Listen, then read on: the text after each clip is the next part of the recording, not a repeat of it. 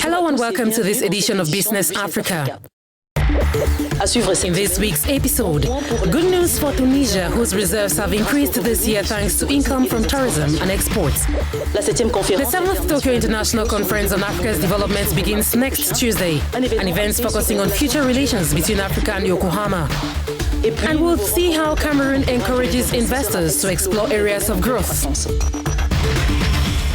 Tunisia's macroeconomic performance has been strong since the beginning of the year, recording 5.4 billion euros within 96 days of imports. Tourism, energy and mining sectors have reached their highest scores in nearly 7 years. These positive indicators come amidst many imbalances that the North African country is currently facing. Ronald Kato and Naya Gomogomo tell us more. The Tunisian economy has achieved some recovery. Its foreign exchange reserves exceeded the security threshold set at 90 days of imports. As of mid-August 2019, they stood at 5.4 billion euros on 96 days of imports, an increase of nearly 55% compared to the same period last year. The growth was driven mainly by activity in the tourism, energy and mining sectors. The Ministry of Tourism reported revenues of nearly 623 million euros, an increase of more than 42.5% compared to the same period in 2018. In June, Tunisia sold a 700 million euro bond which propped up its reserves. The country is also running a bailout program with the International Monetary Fund.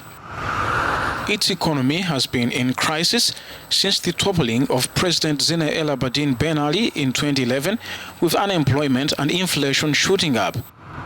The North African country, however, remains on alert due to its budget deficit, which stands at around 12.2%, and which, according to experts, could eventually have a negative impact on foreign exchange reserves.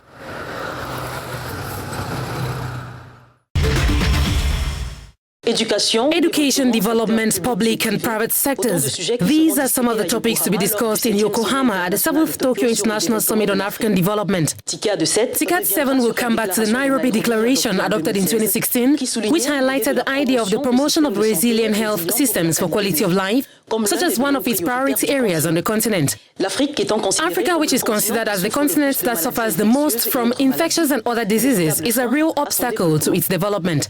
Philemon Bale and Jean-David Mihamle with the perspectives of this 7th international meeting.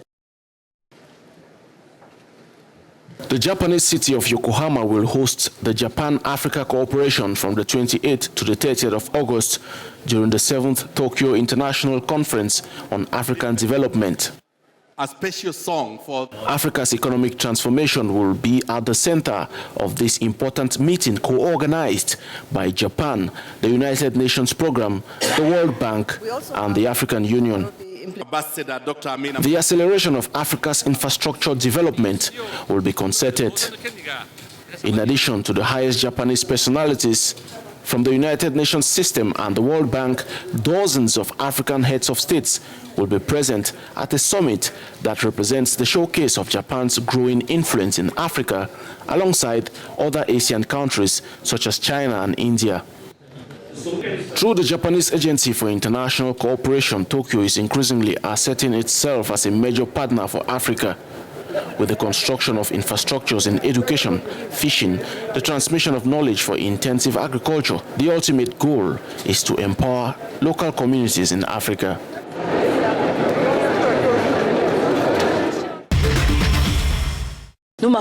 We take a quick break, and when we come back, we discover how some Cameroonian organizations attract the attention of investors. I'll be right back.